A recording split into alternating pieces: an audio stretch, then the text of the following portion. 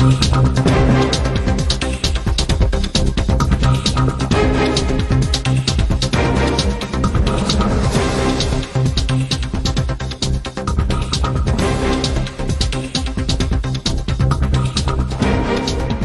மாணவியர் மற்றும் வேலைக்கு செல்லும் ஆண்கள் பெண்களுக்கான ஹாஸ்டல்கள் வணிக கட்டடங்கள் அல்ல என்று நீதிமன்றம் தெரிவித்திருக்கிறது. அண்மை செய்தியாக பார்த்து வருகிறோம். கூடுதல் விவரங்களோடு செய்தியாளர் மதன் இணைக்கிறார். மதன், விவரங்கள். மாணவ மாணவியர் மற்றும் வேலைக்கு செல்லும் ஆண்கள் பெண்களுக்கான ஹாஸ்டல்களுக்கு வணிக கட்டடங்களுக்கான சொத்து வரி செலுத்த வேண்டும் என்று சென்னை கோவை மாநகராட்சி சார்பில் உத்தரவு பிறப்பிக்கப்பட்டது.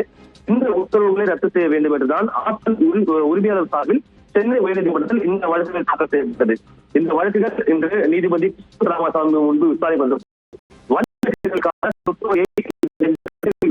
அதை அந்த ஹாஸ்டலில் தங்குவதும் என்றால் வசூலிக்க வேண்டியிருக்கும் என்று மனுதாரர் தரப்பில் ஒரு வாதம் எடுத்து வைக்கப்பட்டது. இந்த வாதத்தை ஏற்றுக்கொண்ட நீதிபதி தனியாக வாடகைக்கு வீடு எடுக்கும் நிலையில் இல்லாதவர் தான் இது போன்ற ஹாஸ்டல்கள் தருகிறார்கள்.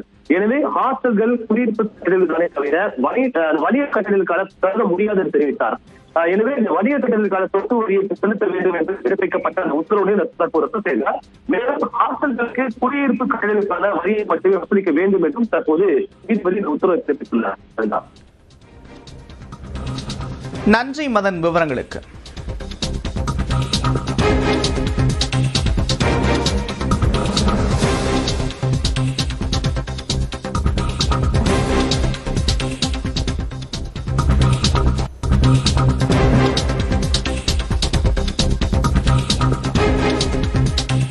கனிம வளங்கள் பாதுகாக்கப்பட வேண்டும் என்று உயர்நீதிமன்ற மதுரை கிளை தெரிவித்திருக்கிறது. அண்மை செய்தியாக பார்க்கிறோம். கூடுதல் விவரங்களோடு செய்தியாளர் கருணாகரன் இணைகிறார். கருணாகரன், விவரங்கள். நந்தா, அதாவது திண்டுக்கல் மாவட்டம் நிலக்கோட்டை ஆத்தூர் தாலுகாவில் சட்டவிரோதமாக மணல் குவாரிகள் கல்குவாரிகள் செயல்பட்டுள்ளன என்று தாலுகா அளவில் அமைக்கப்பட்ட அந்த வருவாய்த்துறை குழு அறிக்கை சமர்ப்பித்துள்ளது.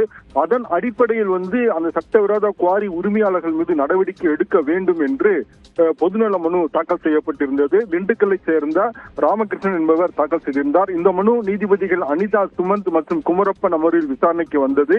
அப்பொழுது நீதிபதிகள் கனிம வளங்களை பாதுகாக்க வேண்டிய பொறுப்பு கனிம வள அதிகாரிகளுக்கும் வருவாய்த்துறையினருக்குமே உள்ளது என்று கருத்து தெரிவித்த நீதிபதிகள் மேலும் மனுதாரர் மனு குறித்து எடுக்கப்பட்ட நடவடிக்கை குறித்து திண்டுக்கல் மாவட்ட ஆட்சியர் பதில் மனு தாக்கல் செய்ய உத்தரவிட்டனர்.